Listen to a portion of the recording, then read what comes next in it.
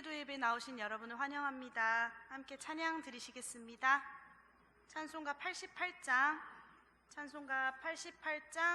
내 진정 사모하는 함께 찬양 드리시겠습니다.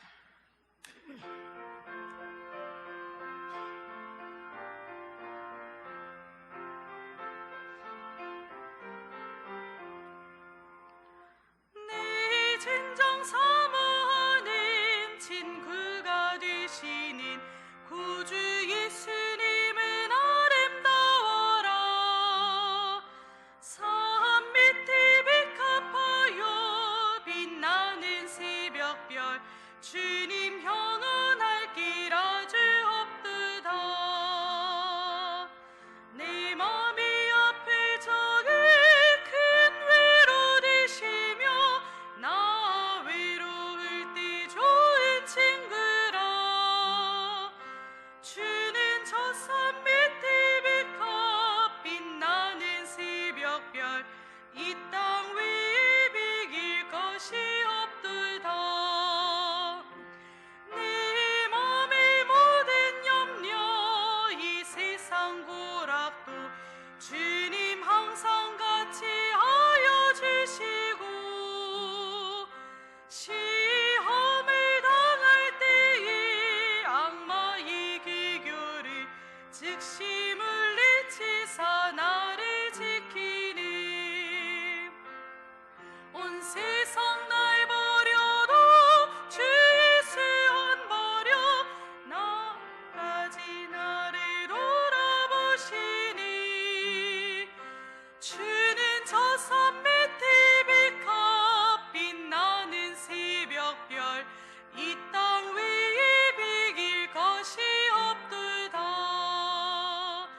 내 맘을 다하여서 주님을 따르면 길이 길이 나를 사랑하리니 물불이 두렵지 않고 장검도 겁없네.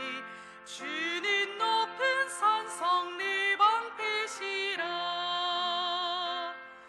내 영혼 먹이시는 그 은혜 누리고 나 친히 주를 뵙기 원하네. 주는 저 산 밑에 백합 빛나는 새벽별 이 땅 위에 비길 것이 없 1절입니다. 내 진정 사모하는 친구가 되시는 구주 예수님은 아름다워라. 산 밑에 백합하여 빛나는 새벽별 주님 향원할 길 아주 없도다. 내 맘이 아플 적에 큰 위로 되시며 나 외로울 때 좋은 친구라. 주는 저 산 밑에 백합 빛나는 새벽별 이 땅 위에 비길 것이 없도다. 내 맘의 모든 염려 이 세상 고락도 주님 항상 같이 하여 주시고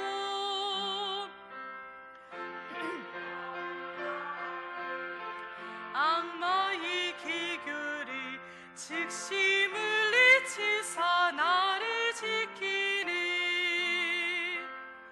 온 세상 날 버려도 주 예수 안 버려 끝까지 나를 돌아보시니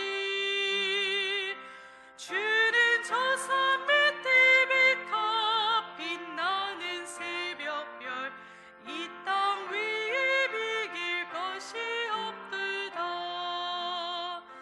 내 맘을 다하여서 주님을 따르면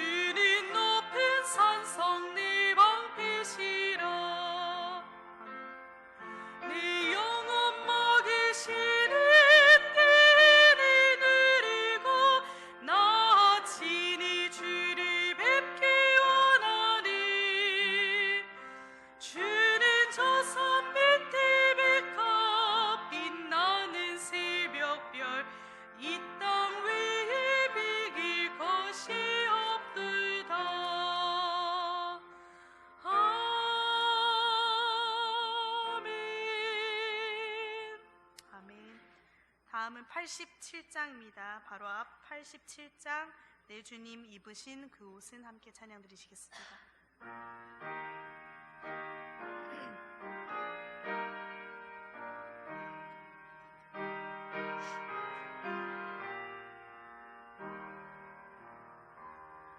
내 주님 입으신 그 옷은 참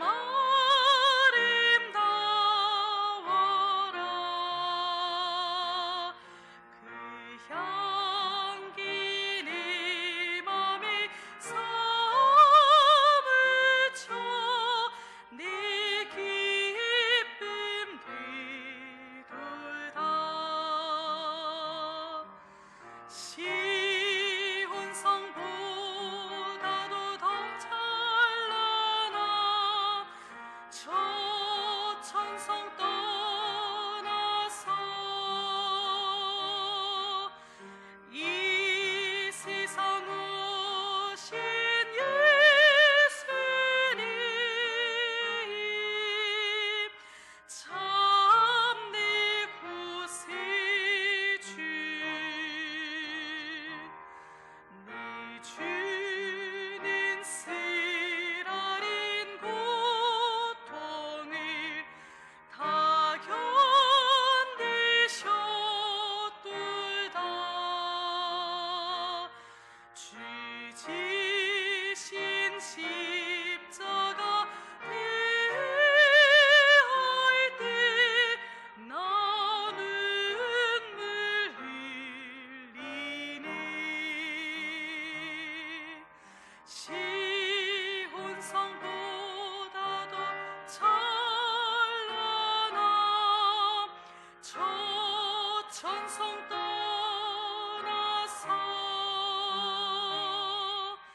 이 세상 오신 예수님 참 내 구세주. 내 주님 입으신 귀한 옷 나 만져보았네. 내 발이 죄악에 빠질 때 주 나를 붙드네. 시온 성보다 더 찬란한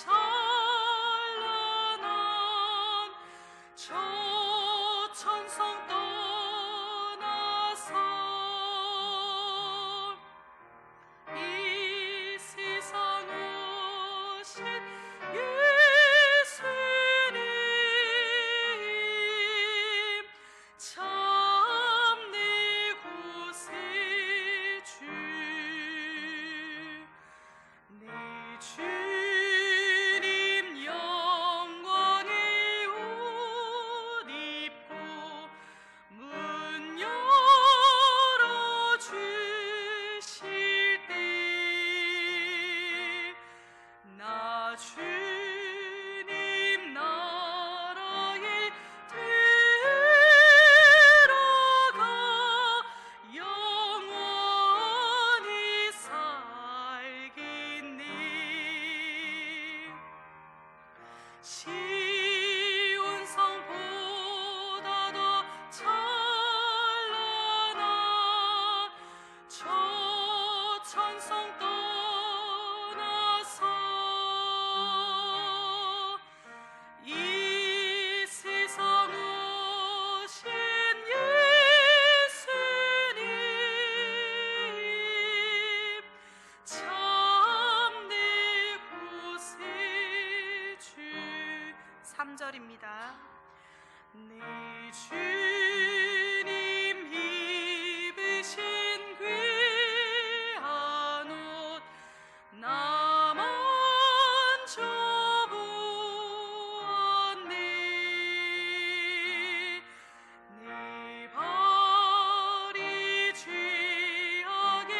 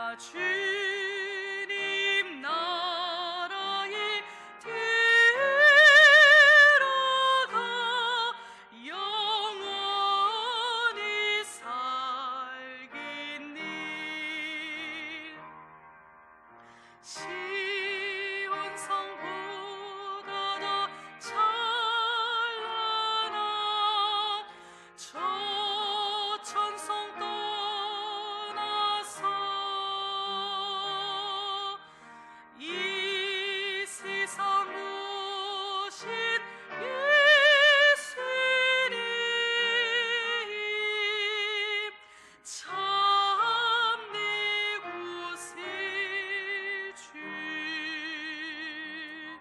아멘. 저희를 대표해서 지용자 권사님 기도해 주시겠습니다.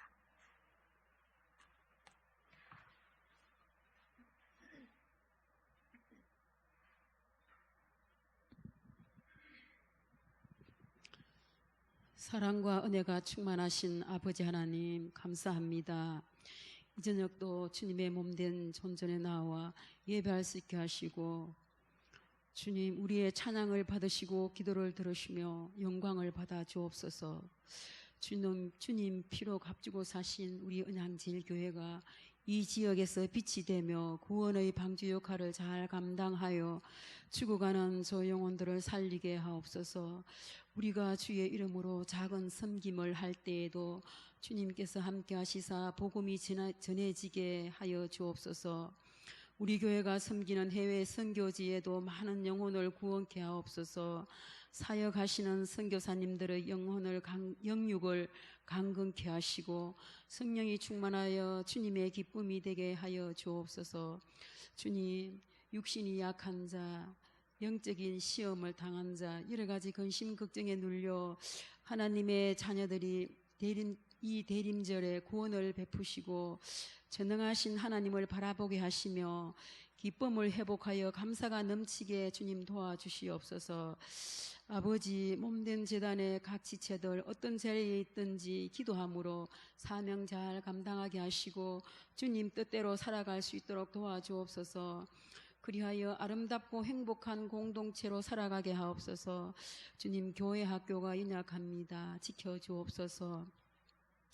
기도하며 말씀을 가르치는 선생님들과 교육자들을 성령으로 충만케 하시고 힘들지만은 주의 사명을 잘 감당할 수 있도록 도와주시옵소서. 다음 세대를 지켜주시고 이 교회의 미래를 지켜주옵소서. 이 나라 이 민족을 지켜주옵소서. 대통령과 위정자들을 붙들어 주옵소서. 이 시간 사자 목사님 말씀을 들고 섰습니다. 특별시 새벽 기도로 인하여서 심히 피곤하지만 주님 이 시간 피곤치 않게 하시고 성령의 두루마리를 입혀주시사 권세 있는 말씀을 전할 수 있도록 주님 도와주시옵소서. 예수님의 이름으로 기도드립니다.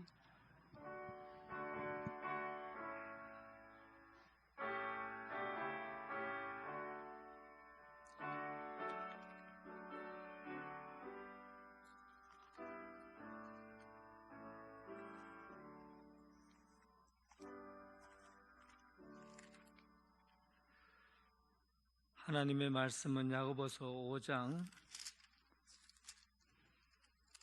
1절부터 11절까지 말씀입니다.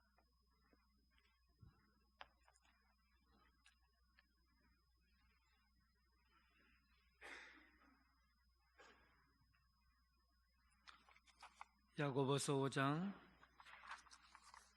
1절부터 11절까지 하나님의 말씀을 교독하겠습니다. 5장 1절부터 11절. 들으라 부한자들아, 너희에게 이 말 고생으로 말미암아 울고 통곡하라. 너희 금과 은은 녹이 슬었으니 이 녹이 너희에게 증거가 되며 불같이 너희 살을 먹으리라. 너희가 말세에 재물을 쌓았도다.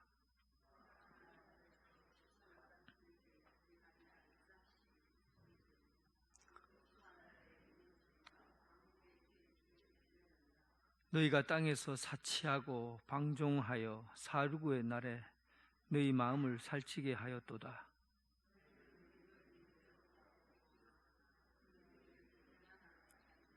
그러므로 형제들아, 주께서 강림하시기까지 길이 참으라. 보라, 농부가 땅에서 나는 귀한 열매를 바라고 길이 참아 이른 비와 늦은 비를 기다리냐니,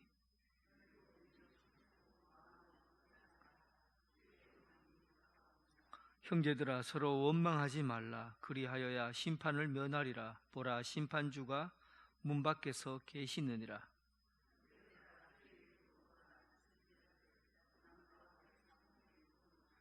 11절입니다.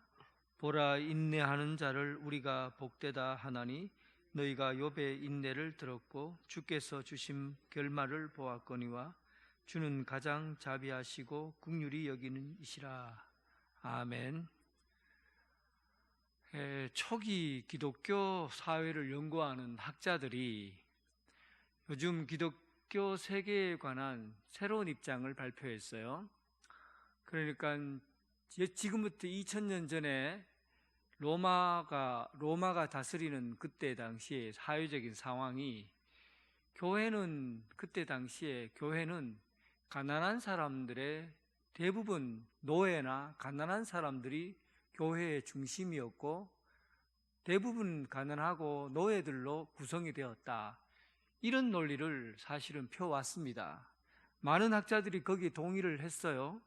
그리고 예수님 당시에도 가난한 사람에 대해서 굉장히 좋은 입장을 표명했기 때문에 초대교회가 설립될 당시에는 가난한 사람 중심이고 또 노예 중심의 교회가 이루어질 것이다 라고 생각을 했고, 그런 의미에서 교회를 연구를 많이 했습니다.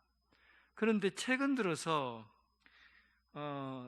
그들이 갖고 있는 그때 당시에 유리조각, 도자기라든지 이렇게 파피루스 종이라든지 이런 것들을 쭉 살펴보다가 당시에 교회 구성원들이 가난한 사람 중심이고 그리고 사회적으로 노예 계층의 사람들이 대부분이었을 거라는 생각이 뒤집어져 버렸어요. 그렇지 않다라는 거예요. 그러니까 가난한 사람과 사회 계층이 낮은 사람 중심으로 교회가 되어진 것이 대부분이 아니라 중산층과 부자들도 교회에, 사회적으로 높은 지위에 있는 사람들이 교회 구성원으로 많이 들어와 있었다는 거예요. 그래서 그런 부분에서 대립하고 있는 구조가, 대립되는 구조로 형성되어 있던 교회가 고린도 교회, 특히 고린도 교회에 그런 문제가 나타났어요. 어떤 문제가 있었냐면, 초대교회에서 저녁을 매일매일 사람들이 모여서 밥을 같이 먹었잖아요. 빵을 같이 나눠 먹었는데, 보통 이제 노예들이나 이런 사람들은 일을 끝나고 교회에 와 보니까 먹을 것이 다 없어져 버린 거예요. 그래갖고 먹을 것을 왜 너희들 다 먹고 우리는 남가두지 않느냐 하는 그런 불만의 요소들이 먹을 것 때문에 많이 드러났습니다. 그러니까 실제로 이런 문제이기보다는 사실 사회 계층에 따라서, 또 내가 귀족 계층이냐 아니면 높은 지위에 있느냐에 따라서 그 사회에서는 먹는 음식에 대해서 기준이 다릅니다. 그러니까 사회적으로 높은 지위에 있는 사람들에게는 고기도 갖다 주고 음식도, 종류도, 빵도 이런 것도 질 좋은 거를 그 앞에다 갖다 놔요. 특히 포도주 같은 것도 그릇이 큰 데다가 좋은 포도주를 갖다 줍니다. 사회적으로 높은 자리에 있는 사람들에게는 음식을 차별해요. 그리고 가난하고 노예 계층의 사람들은 음식도 좀 모자라는 음식이라든지 이런 것들을 줘요. 그러다 보니까 이런 문제가 교회에서 일어나니까, 사회에서 하는 일이 교회에서 일어나니까 그런 부분에서 왜 먹는 걸 가지고 차별하고 먹는 거를 사람에게 나누어주고 이런 부분들 때문에 분쟁이 일어나고, 그래서 바울이 그 부분에 대해서 해결을 하려고 했던 부분들이 나와 있어요. 고린도 교회에 나와 있고, 오늘 야고보서에도 보면 그런 흔적들이 보여지잖아요. 야고보서는 2번에 걸쳐서 이 얘기가 기록되어 있어. 이따가 좀 더 언급하겠지만은, 그러니까 교회 안에 우리가 생각할 때 또 빌립보라든지 마게도냐 지역에 있는 교회들이 잘 살았다고 얘기를 해요.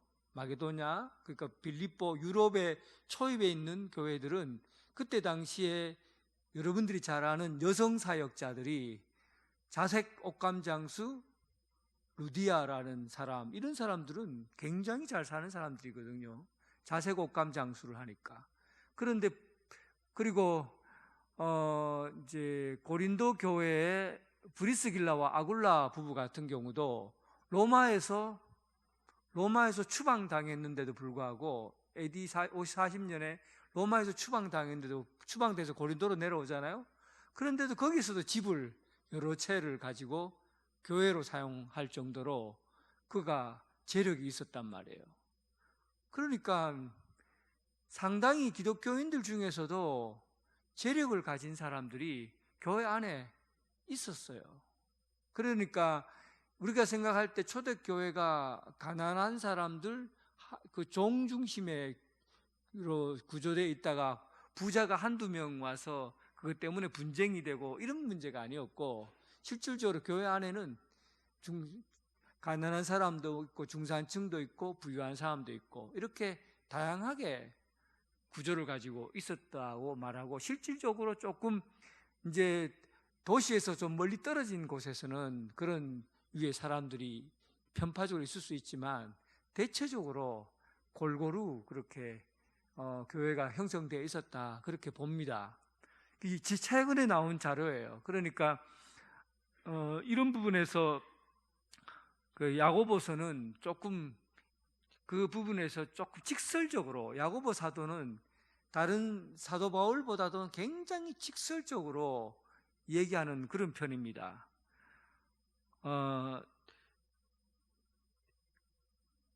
2장 2절에 야고보서가 두 번에 거쳐서 부유한 사람과 가난한 사람에 대한 조금 비판적인 입장을 두고 얘기를 하고 있어요. 야고보서는 그래요. 그래서 2장 2절에 보면 그런 내용이 일단 기록되어 있습니다. 만일 너희 해당에, 교회라고 표현을 하지 않았어요. 해당에 금가락지를 끼고 아름다운 옷을 입은 사람이 들어오고 또 남루한 옷을 입은 가난한 사람이 들어올 때 너희가 아름다운 옷 입은 자를 눈여겨보고 말하되 여기 좋은 자리가 있으니 여기 앉아라. 그리고 가난한 사람에게는 아무 때나 앉아라. 이렇게 얘기한다는 거예요. 그러니까 이것은 그때 당시에 시대적으로 회당 안에서 일어난 일이지만 교회에서도 이런 차별이 눈에 보였던 겁니다. 그 회당에서 이런 것이 교회에서도 금가락지를 끼고 좋은 옷 입은 사람, 이건 사회적으로 옷만 봐도 구분이 됩니다. 사회적으로 어떤 계층의 사람인지 옷이라든지 색깔만 봐도 이 사람이 부유하고 귀족 계층인지 계급이 어떤 계급인지를 실제로 알 수 있어요. 우리는 모르지만 그때 당시는 알아요. 조선시대에도 보면은 모자 쓴 것만 봐도 양반인지 중인인지 그다음에 하인인지 모자만 봐도 다 알잖아요. 그러니까 그때 당시에 로마나 이때 당시에도 이 옷 입은 거라든지 몸에 찬 장식구를 보면 이 사람이 어느 정도 사람인지를 압니다. 그러니까 그런 사람이 오면은 좋은 자리에 앉히고 또 밥 먹을 때 되면 좋은 것을 먼저 갖다 주고 그렇게 하는 것이죠. 사실은 그게 우리가 볼 때는 그때 당시로 돌아가 본다면 그게 차별이라고 생각하기는 어려워요. 왜냐하면 일반적으로 사회에서는 그게 계급 제도가 확실하게 규정되어 있는 시대였기 때문에, 지금부터 2000년 전의 이야기잖아요. 그러니까 조선시대의 양반들에게 음식을 좋은 걸 갖다 주고 쌍놈들에게는, 하인들에게는 음식을 못난 걸 갖다 준다 그래서 하인이 불만을 갖거나 그러질 않잖아요. 왜냐하면 당연하게 생각하는 거죠. 그때 당시에 계급이 자연스러운 거였으니까, 이런 제도가 자연스러운 거니까 그 제도 안에서 교회도 그렇게 이루어지는 것이 그렇게 문제없이 받아줄 수 있었던 거예요. 그런데 야고보 사도는 이 부분들을 신앙적으로 해석한 거죠. 믿음, 신학적으로 해석해 본 거예요. 세상에서는 계급으로 이런 부분에서 부자인 사회 계층이 높은 사람들이 귀중한 대접을 받고 가난한 사람들 그리고 노예들, 하층민 사람들은 좀 멸시를 받는 것이 당연한 논리지만 교회에서까지 이래야 되겠느냐. 그래서 이 문제를 두고서 가난한 사람들과 부유한 사람들을 차별하는 것은 성경 말씀, 하나님 예수님의 말씀에 내 이웃을 내 몸과 같이 사랑하라는 그 율법의 말씀을 어기는 거다. 그렇게 아주 엄격하게 얘기를 했어요.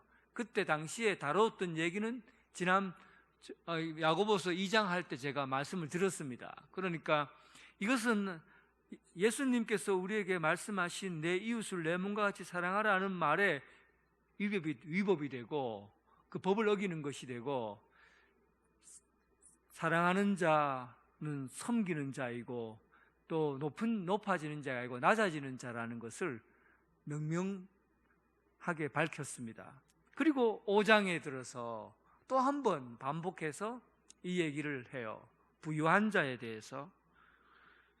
그리고 5장에 있는 이 말씀이 두 가지로 이렇게 묶여져 있어요. 5장 1절부터 6절까지 말씀이 이게 부유한 자에 대해서 얘기하는 것이고, 5장 7절부터 11절까지가 가난한 형제에 관한 이야기입니다. 그러니까 여기서는 보세요. 비교를 이제 구조적으로 딱 묶어서 비교하고 있어요. 5장 1절에 보면 들으라 부한 자들아 이렇게 시작하죠. 들으라 부한 자들아. 이걸 다른 번역에서는 보라 부한 자들아 이렇게 말해요. 들으라 부한 자들아, 보라 부한 자들아. 그리고 7절에 보면 그러므로 형제들아 이렇게 나와 있죠. 근데 그러므로 형제들아라는 것은 보라, 그러므로 보라 가난한 자들아, 이 말을 다른 말로 바꾸어 놓은 겁니다. 그러니까 부한 자들과 가난한 자들에 대한 내용을 비교해서 이렇게 설명을 하려고 한 거죠. 야고보서의 이 구조는 잠언의 구조랑 거의 비슷합니다. 틀이 비슷해요. 지혜로운 자와 어리석은 자, 부유한 자와 가난한 자, 그리고 슬기로운 자와 어리석은 자, 그 다음에 이렇게 짝을 탁탁 묶어서 설명하려고 하는 것은, 이렇게 짝을 맞추어서 설명하면 좋은 게 뭐냐면 훨씬 더 비교가 되고 선명해져요.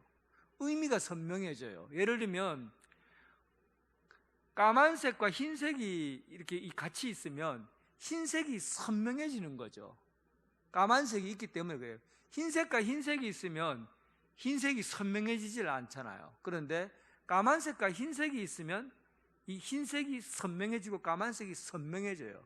그래서 분명하게 이제 가리키는 방법은 두 가지 내용을 짝을 맞추어서 서로 비교하게 하는 거거든요. 그러니까 이 야고보서는 이 5장 1절에서 부유한 자들이 너희들은 보라 부유한 자들아 너희들은 돈 때문에 고생하고 울고 통고하게 된다 이런 말을 하고 있고, 그리고 가난한 자들아 너희는 주께서 강림하시기까지 길이 참으라 그렇게 말하고 있습니다.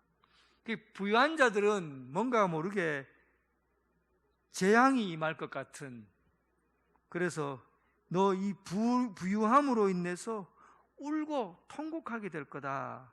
너희에게 임할 고생으로 말미암아.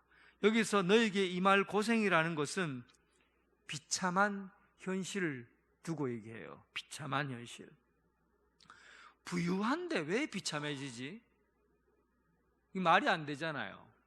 이 얘기는 현실적으로는 부유하고 등 따시고 배부르고 머리에다가 금가락지 손에다 금가락지 끼우고 좋은 옷 입고 그렇게 복되고 행복하게 사는데 왜 비참하게 된다는 건가? 이것은 영적인 의미로 판단한 겁니다. 이 본문의 말씀과 같이 연결해서 볼 수 있는 말씀이 미가서 2장 3절의 말씀이에요. 미가서 2장 3절은 이렇게 되어 있습니다. 그러므로 여호와의 말씀에 내가 이 족속에게 재앙을 계획하나니 너희의 목이 이에서 벗어나지 못할 것이요. 부유한 자들에게 목에 소감에 있는 멍에를 매게 해서 목을 콱 눌러버리게 하겠다. 하나님께서 이 부유한 자들에 대한 재앙을 선포하신 거예요. 그러니까 고개를 못 들도록 멍에로 꽉 눌러놔서 고개를 못 들도록 하겠다. 이런 비참하게 살도록 해주겠다라는 게 미가서 얘기입니다. 그러니까 부유한 자들은 고개를 내밀고 다니는 그 목을 꺾으실 것이다. 이게 하나님께서 그 부유한 자들에게 내리는 재앙이라는 겁니다. 반면에 가난한 형제들은 그러면 어떻게 될 건가? 가난한 형제들은 그러면 어떻게 살아야 될 건가? 7장 1절에 형제들아 주께서 강림하시기까지 길이 참으라. 부유한 자들은 직접 하나님이 심판하시겠지만, 그러나 가난한 자들에게 있어서는 지금 이런 현실을 두고 하나님이 직접 부유한 자들을 심판하기 때문에 부유한 자들에 대해서 내가 뭔가 할 일이 없다. 단지 그냥 부유한 자들은 너희들이 상관하지 말고 그대 조금 참고 길이 참고 그렇게 기다려라. 왜냐하면 조금만 기다리면 주님 오실 날이 얼마 남지 않았다. 주님 강림하실 날이 얼마 남지 않기 때문에 기다리라는 겁니다. 이 말에 또 한 가지 의미는 있는 거죠. 진짜 내가 가난한 것 때문에 차별당하고 또 나를 무시하고 이런 것 때문에 속상하고 또 감정이 막 머리 끝까지 치밀러 오르는데 그래도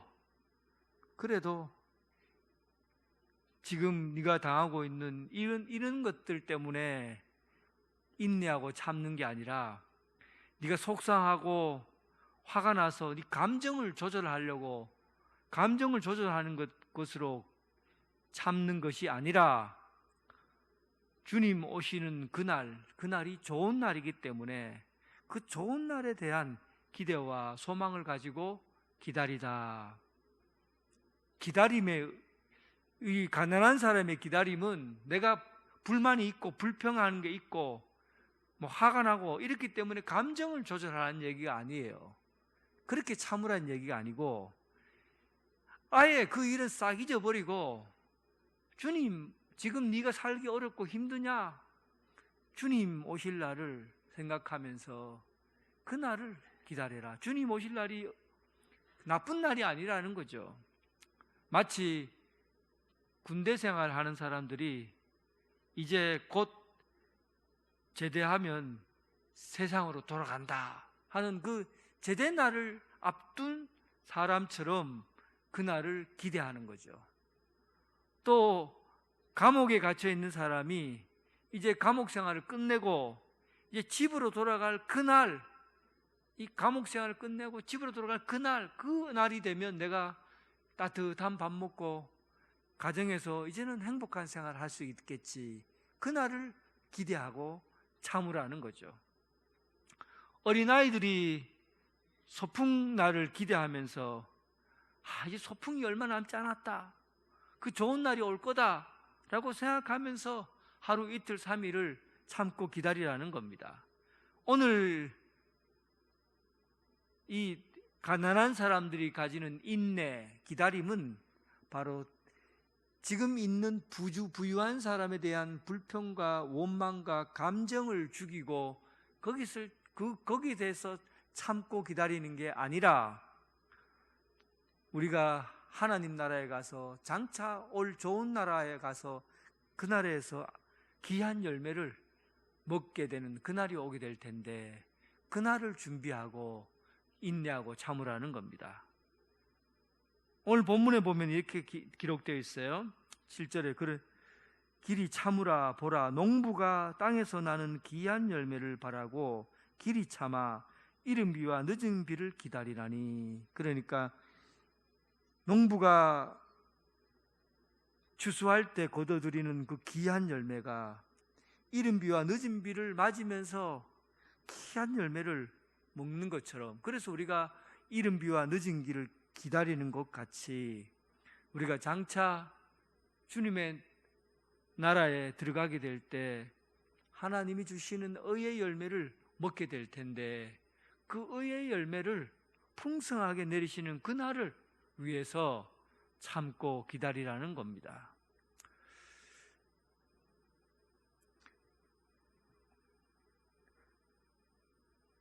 (9절) 5장 9절에 보십시오. 형제들아, 서로 원망하지 말라. 그리하여야 심판을 면하리라. 보라, 심판주가 문 밖에 서 계시니라. 가난한 사람들에 대한 이야기예요. 그러니까 부유한 사람들의 문제는 우월감의 문제라고 본다면, 가난한 사람들의 문제는 열등감의 문제예요. 높은 사람들, 잘난 사람들, 부유한 사람들을 보면서 나는 저 사람들에 비해서 차별을 받고 있다. 왜 나는 이렇게 무시당해야 하는가 하고 열등감을 가지는 거죠. 이렇게 열등감을 가지다 보면 원망하게 되어 있어요. 불평하게 되어 있어요.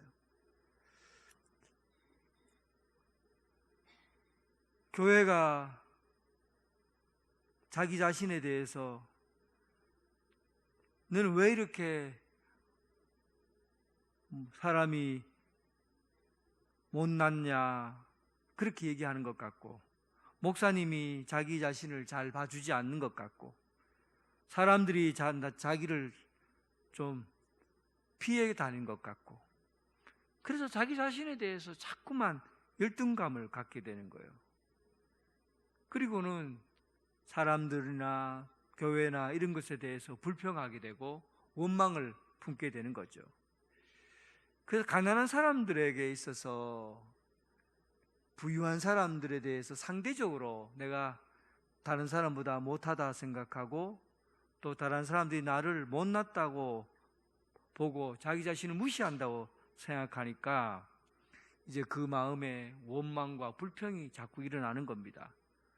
그래서 가난한 사람들도 열등감에 빠져서 원망하고 불평하게 되면 동일하게, 부유한 사람들과 동일하게 예수님께서 심판의 주가 문 밖에 서 있다는 것을 알라는 거예요. 그러니까 이 이야기는 꼭 부유한 사람에 대해서만 심판에 대한 얘기하는 것이 아니라, 가난한 사람도 자기 가난을 극복하지 못하고 그냥 상대적으로 자신의 위치만 바라보고 자꾸 열등감에 빠져서 원망하고 불평하게 되면 그 일 또한 주님께서 문 앞에 계신다, 심판의 주가 문 앞에 계신다, 그 일로 심판을 받게 된다, 이런 얘기입니다. 그러니까 어쩌면 우리도 이 말씀을 좀 귀담아 들어야 돼요. 우리는 이 야고보 사도는 부유한 사람에 대해서만 심판에 이르렀다고 생각하는데 그렇지 않아요. 상대적으로 가난한 사람도 열등감을 가지고, 열등감을 간다는 것은 믿음 없는 행동이거든요. 하나님께서 우리에게 자존감을 주셨는데 하나님이 주신 자존감을 생각하지 않고 열등감에 빠져갖고 나는 왜 이 정도밖에 못 되나, 나는 왜 이렇게 못났나, 나는 왜 이렇게 가난하나, 이런 생각을 갖고 있으면 영적으로 자꾸만 원망하고 불평할 수 있는 그런 자리가 생겨나게 됩니다. 그래서 가난한 사람 역시 자기 자신에 대해서 내가 과연 어떤 사람인지, 주님 앞에서 내가 어떤 사람인지 정확하게 자신을 볼 수 있어야 됩니다. 다시 부유한 사람 이야기로 돌아와 보겠습니다. 5장 2절에 보니까 너의 재물은 썩었고 너희 옷은 좀 먹었다. 너희 금과 은은 녹이 슬었다. 그렇게 나와 있어요. 그러니까 부자들에게 있어서 함정이 뭐냐면, 부자들이 어리석은 그런 생각을 하고 있는 게 있는데, 이 생각을 부자들은 갖고 있어요. 부자들은 자기 자신의 재물이 영원할 것이라고 생각합니다. 돈이 영원하게 살게 할 것처럼 그렇게 생각한다는 거죠. 돈을 많이 가지게 되면 모든 것이 다 영원히 살 수 있을 것 같처럼 그렇게 여겨지기 때문에 돈의 함정에 빠지는 거죠. 돈은 언제나 영원하지 않다라는 사실을 알아야 돼요. 돈이 영원하지 않다라는 사실을 알아야 되는데, 돈을 가져보면, 부자가 돼보면, 우리는 부자가 안 돼봤기 때문에 잘 모르지요. 부자가 돼보면, 지난번에 제가 빈셀만 얘기했잖아요. 빈셀만이 하루에 10억을 쓰면 몇 년 동안 산다고요? 480년 동안. 하루에 10억 쓰면 480년 동안 쓸 수 있는 돈을 갖고 있는 게 빈셀만이에요. 그러면 그 사람이 10억을 매일 쓴다고 그러면 480년 동안 살 수 있습니까? 10억을 매일 10억씩 쓴다고 480년 사는 게 아니에요. 480년 동안 산다고 하면 쓸 수 있다는 얘기지. 자기가 사는 동안에 그 돈 다 못 쓰고 살다가 죽습니다. 그 돈 다 못 쓰고 살아요. 그가 지은 호텔은 하룻밤 자는데, 빈셀만이 지은 호텔에 하룻밤 자는데 4천만 원이랍니다. 하룻밤 자는데 4천만 원이에요. 그러면 거기서 이틀 밤 자면은 생명이 하루 더 늘어납니까? 4천만 원짜리 호텔에서 잠자고 나면 그 다음날 생명이 하루 더 늘어나던가요? 4천만 원짜리 방을 들어가 자든지 아니면 다리 밑에서 자든지 간에 생명은 늘어나지 않습니다. 그런데 돈이 많은 사람들은 그런 데서 자면은 마치 생명이 늘어나는 것 같은, 돈이 영원할 것 같은 그런 착각을 해요. 그래서 그 사람들은 돈을 쌓아 놓는 거예요. 쌓아 놓는 거죠. 근데 야고보서는 이 이야기를 굉장히 좀 비꼬듯이 얘기를 합니다. 너희들이 갖고 있는 금과 은이 녹슬지 않더냐? 너희 옷이 좀 먹지 않더냐? 실제로 금과 은이 무슨 녹이 씁니까? 뭐 녹이 쓸 수도 있겠죠. 근데 금과 은 그리고 옷이라는 거, 우리가 입고 다니는 것들이 녹이 슬고 좀이 든다고 하는 것은 우리가 가지고 있는 것, 눈앞에 손에 잡히는 모든 것들이 다 사라진다는 것을 의미해요. 좀이라든지 녹이라든지 이 땅에서 가지고 있는 것은 언젠가 다 사라진다는 것을 상징적으로 보여주는 거죠. 그러니까 우리 몸이 그래요. 우리 몸이 아무리 좋은 걸 가지고 있어도 우리 몸은 이 세상의 것을 하나도 가지지 못하고 결국은 없어지고 사라지게 될 것이다. 영원한 게 없다. 좀 먹고 녹이 슬고 이런 것들을 봐라. 너희 몸을 한번 봐라. 언젠가는 다 사라지게 되어 있고 없어지게 된다. 그런데 이것을 쌓아놓고 영원할 것이라고 생각하는 이 어리석은 이 부자들아, 얼마나 이 어리석다는 것을 알 수 있습니까? 독일의 철학자 쇼펜하우어가 재산을 세 종류가 있다고 그랬어요. 첫 번째는 꼭 필요한 재산이, 이것은 일용할 양식이에요. 매일 우리가 먹고 생활하는 일용할 양식은 꼭 필요한 재산이에요. 이건 있어야 돼요. 누구인데나. 두 번째는 여유재산이에요. 쓰고 싶은데 쓰고 일용할 양식 쓰고 남에게 떼어서 줄 수 있고 도울 수도 있고 뭘 살 수도 있고 하는 이런 재산을 여유재산이라고 그래요. 이 여유재산이 있는 사람들은 남을 잘 도와요. 내가 쓰고 내가 쓰고 남은 거, 이거 도와야 되겠다 하고 돕는 거. 이게 여유재산을 갖고 있는 사람이죠. 세 번째는 불필요한 재산이에요. 불필요한 재산. 돈이 너무 많는데 돈 때문에 불행해지는 거죠.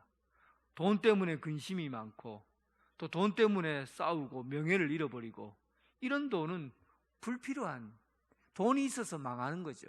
불필요한 재산이에요. 오늘 야고보 사도는 이 부유한 사람이 무엇 때문에 심판을 받느냐 하면 천년 만년 살 것처럼 돈을 쌓아둔다는 거예요. 쌓아둔다. 돈을 쌓아두기만 하면 녹이 쓸고 조미 먹고 해서 다 사라지고 말 것인데, 그 돈을 쌓아둔 그것으로 이웃에게 나눠주고 또 사람들에게 베풀며 살면은 많은 사람을 살릴 수 있는 것이 돈인데, 그런데 그것을 쌓아두기만 하니까 이 세상이 불공평해지고 또 못 먹는 사람들이 생겨나고, 그러면서 세상의 균형이 깨지고 죄가 만연해지고, 그리고 세상이 파괴되어져 간다는 거죠. 그래서 야고보서 사도는 돈을 쌓아둔 만큼 심판을 받게 된다, 그런 얘기를 하는 거예요. 돈을 쌓아둔 것은 죄가 된다는 거예요. 여러분, 돈이 여유 자금이 있으면 그걸 가지고 내가 이웃을 돕고 가난한 자를 돕고 나누어 주고, 그렇게 해야 이 돈의 가치가 있는데, 부유한 사람이 할 수 있는 게 거예요. 내가 남는 것은 사회로 환원하는 거예요. 그리고 이것을 세상 사람들이 그것을 함께 나누어 먹도록 해야 그게 부가 제대로 쓰임받게 되는 거죠. 그런데 이것을 쌓아두는 거예요. 자기도 못 먹고 남도 못 먹고 그냥 쌓아두기만 하니까, 그로 인해서 세상 사람들이 균형을 잃어버리고 많은 사람들이 굶어 죽는 사람이 생기고, 이런 그래서 그걸 가지고 쌓아둔 만큼 심판을 받겠다는 거예요. 오늘 야고보 사도가 얘기하는 부유한 자들은 돈을 벌 때도 정직하게 돈을 벌지 않았다는 것을 얘기합니다. 4절에 보세요. 보라, 너희 밭에서 추수한 품꾼에게 주지 아니한 삭시 소리를 지르며 그 추수한 자의 우는 소리가 만군의 주의 귀에 들렸느니라. 그러니까 이 사람들이 부유하게 된 것은 노동력을 착취한 거예요. 자기 밭에서 일을 시켜고 다 일을 시켜놨는데, 일을 시켜서 열매를 거둬서 팔았어요. 팔았으면은 노동자들이 일을 하는 만큼 하루 일당 10만 원씩 줘야 되는데 안 주고 떼먹는 거예요. 밥 먹었으면 됐지 무슨 돈을 받느냐, 이렇게 돈을 안 주는 거예요. 그래서 벌어들인 돈을 가지고 그들이 부를 쌓았던 거죠. 노동을 착취해서 돈을 모았기 때문에 정당한 가격을 지불해주고 하지 않고 그 삭스를 빼앗아 왔기 때문에 그들은 도둑질해서 부유하게 된 겁니다. 이렇게 번 돈을 가지고 쌓아놓는 것은 심판을 받게 되는 것이다.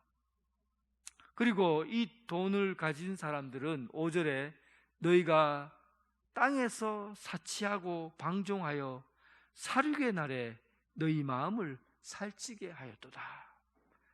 사륙의 날에 너희 마음을 살찌게 했다는 것은 마음이 살이 부둥부둥 쪄서 비만에 걸렸다는 거죠. 이것은 건강한 인간의 영혼을 얘기하는 것이 아니라 병든 영혼을 얘기하는 겁니다. 건강한 사람은 하나님의 말씀을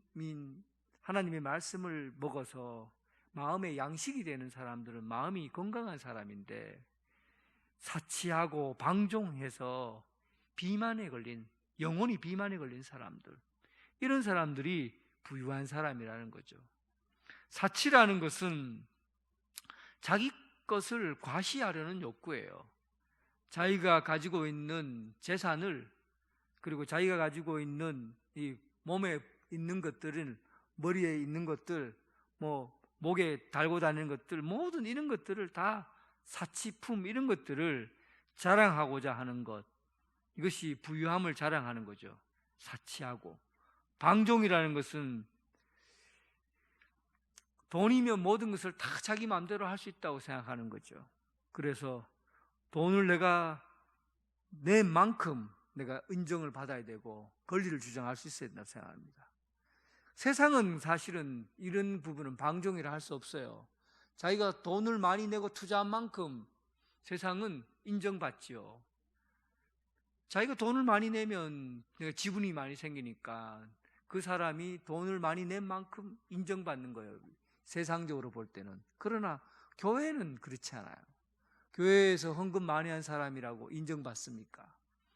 내가 교회에서 헌금 많이 했기 때문에 다른 사람부터 높은 자리에 있어야 되고 인정받아야 되고 그런 게 교회가 아니잖아요. 교회는 믿음의 공동체이지 자기 자신의 내 권리를 나타내고 그리고 힘을 나타내려고 하는 게 아니죠. 그래서 교회에서 자리를 그리고 권력을 힘을 가지려고 하면 높은 자리에 있어야 되는 것이 아니로 낮은 자리에 있어야 되고 내가 남에게 힘을 발휘하는 그런 자리에 있는 것이 아니라 섬기고 그리고 섬기는 자리, 그런 자리에서 그리스도의 힘, 사랑의 힘 이런 부분이 나타나게 되는 것이죠. 오늘 부유한 자들은 돈이 많은 자를 의미하는 돈이 부유한 자에 대한 야고보서는 무조건 부유하기 때문에 비판하는 게 아니에요. 건강하게 돈을 벌지 않고 또 이게 남의 것을 속이고 그리고 그 돈을 가지고 사치하고 방종하고 이렇기 때문에 그의 부유함으로 인해서 심판을 받게 된다는 입장입니다. 그러나 돈을 벌어도 건강하게 돈을 벌고 또 부유해져도 그 부유함을 예수님의 사랑으로 나눌 수 있는 그런 사람이라면 그 부유함이 오히려 존중받고 또 존경받는 그런 자리에까지 이루어갈 수 있습니다. 그러면 반면에 가난한 사람들의 마음은 그럼 어떻게 해야 되냐? 가난한 사람들은 부유한 사람들을 보고 열등감에 빠져서 사람들에게 불평하고 원망하고 그렇게 하면 그 가난한 것 때문에가 아니라 그들이 품고 있는 마음 때문에 심판을 받을 수 있다는 거예요. 그래서 가난한 사람들은 길이 참고 마음을 굳게 하라는 겁니다. 길이 참고 우리가 어떤 날이 올 것이라고 하나님이 우리에게 의의 열매를 우리에게 주실 것이다 라는 그런 좋은 날을 기대하며 주님 오실 날을 기대하며 길이 참고 마음을 굳건하게 하라는 거예요. 마음을 굳건하게 하라는 것은 배짱을 가지라는 거예요. 배짱을. 마음의 배짱을 좀 가지라는 거죠. 왜 배짱을 못 가집니까? 아니 내가 돈이 없다고 그리고 사람 가난하다고 그리고 내가 못 배웠다고 없이 산다고 내가 누가 감히 무시합니까? 내가 누군데 하나님이 나의 든든한 백인데 내가 왜 세상 사람들이 나보다 좀 더 잘났다고 열등감 가지고 또 내 무시당한다 왜 그렇게 삽니까? 그러니까 그러지 말라는 거예요. 마음을 굳건하게 하라는 거예요. 배짱을 좀 가지라는 거예요. 믿음의 배짱, 담대함 가지라는 거죠. 하나님이 내 백인데 세상에 뭐가 내가 부럽다고 돈 많은 사람 뭐 그렇게 부러워하고 잘난 사람 뭐 그렇게 부러워하고 그러지 말라는 겁니다.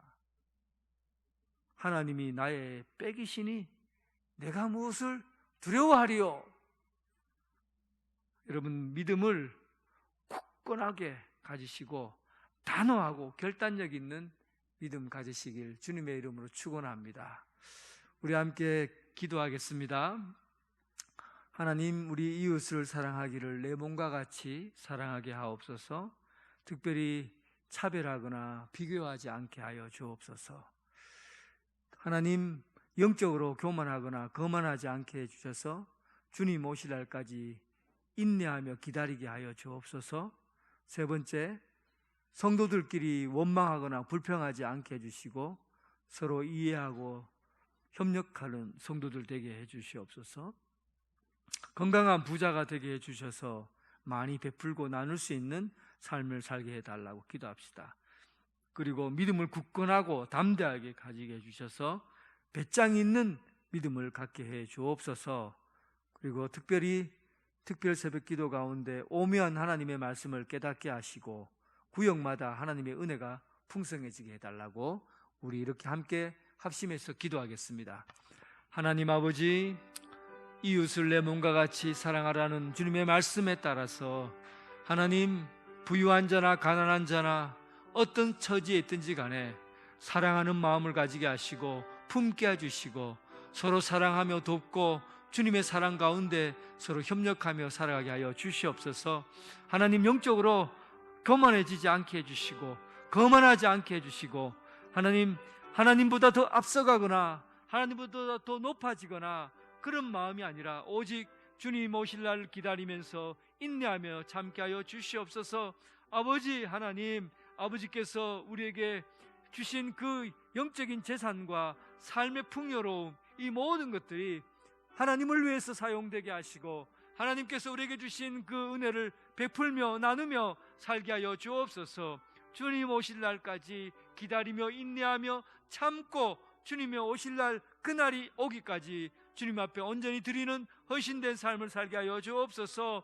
아버지 하나님, 우리가 삶이 너무나 공핍하고 팍팍하고 힘듭니다. 그럼에도 불구하고 하나님 아버지, 이웃에 대해서 너무 원망하거나 불평하지 않게 해주시고 서로 이해하고 협력하는 성도의 아름다운 만남이 있게 하여 주옵소서. 아버지 하나님, 우리가 살아가면서 부유롭게 하시고 풍요롭게 해주셔서 하나님 아버지 더 잘 살고 복되게 살고 그러면서 하나님께서 주신 은혜를 서로 나누고 이웃과 함께 베풀 수 있는 그런 넉넉한 삶을 허락하여 주시옵소서.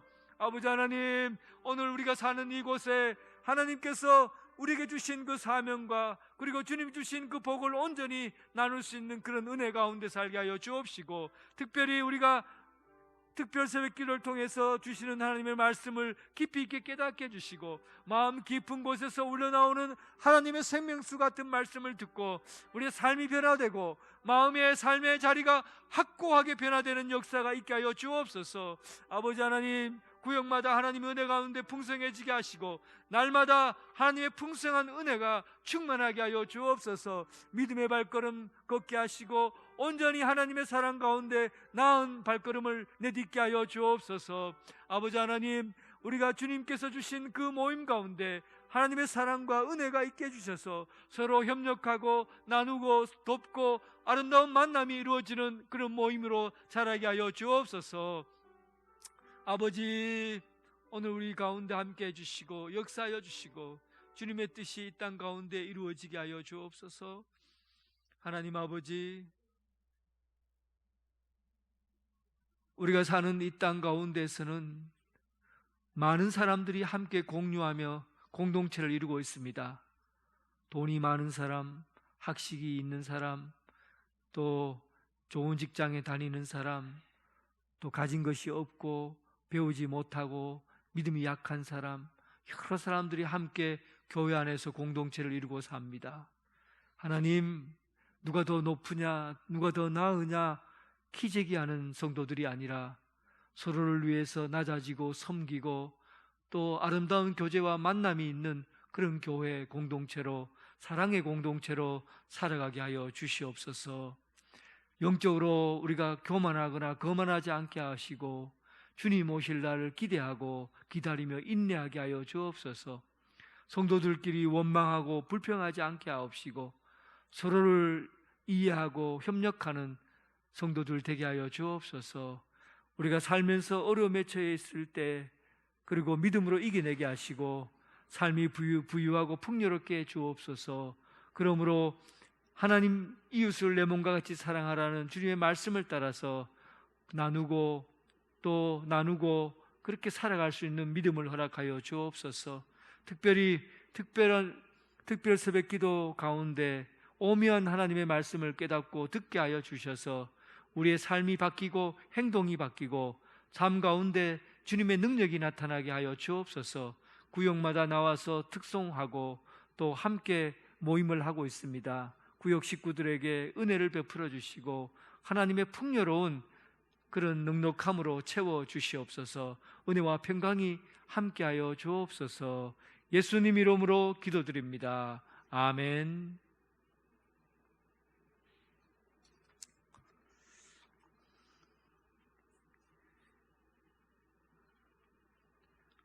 성탄 발표회가 24일 주일 오후 6시에 있습니다. 끝나고 나서 성탄절 저녁송이 있습니다. 함께 참여하실 분들은 구역장에게 꼭 참여한다고 신청해 주시기를 바랍니다.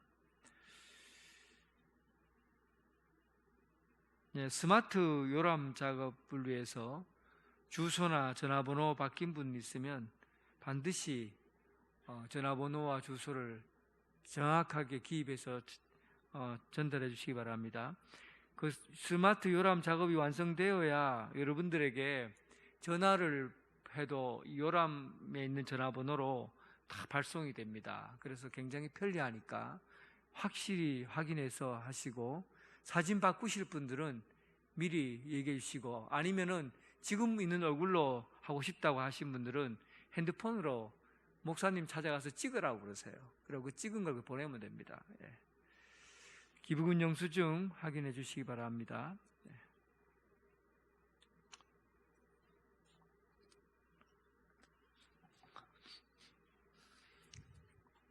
끝나고 구역장 권찰 모임이 있습니다. 찬송가 435장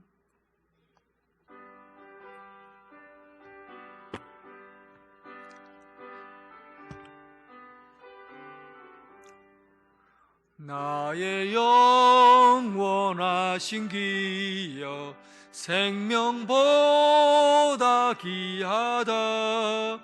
나의 갈 길 다가도록 나와 동행하소서. 주께로 가까이 주께로 가오니 나의 갈 길 다가도록 나와 동행하소서. 세상 부귀 아니람과 모든 명예 버리고 험한 길을 가는 동안 나와 동행하소서. 주께로 가까이 주께로 가오니 나의 갈 길 다가도록 나와 동행하소서.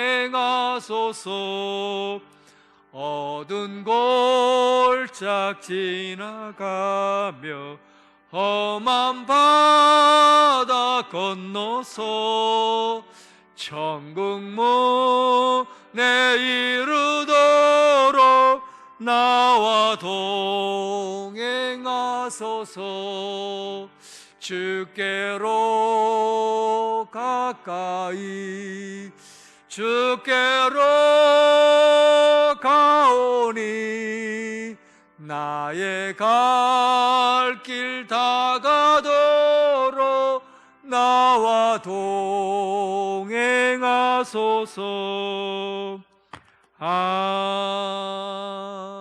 아멘. 주님 가르치신 그대로 예배를 마치겠습니다. 하늘에 계신 우리 아버지, 아버지의 이름을 거룩하게 하시며 아버지의 나라가 오게 하시며 아버지의 뜻이 하늘에서와 같이 땅에서도 이루어지게 하소서. 오늘 우리에게 일용할 양식을 주시고 우리가 우리에게 잘못한 사람을 용서하여 준 것 같이 우리 죄를 용서하여 주시고 우리를 시험에 빠지지 않게 하시고 악에서 구하소서. 나라와 권능과 영광이 영원히 아버지의 것입니다. 아멘.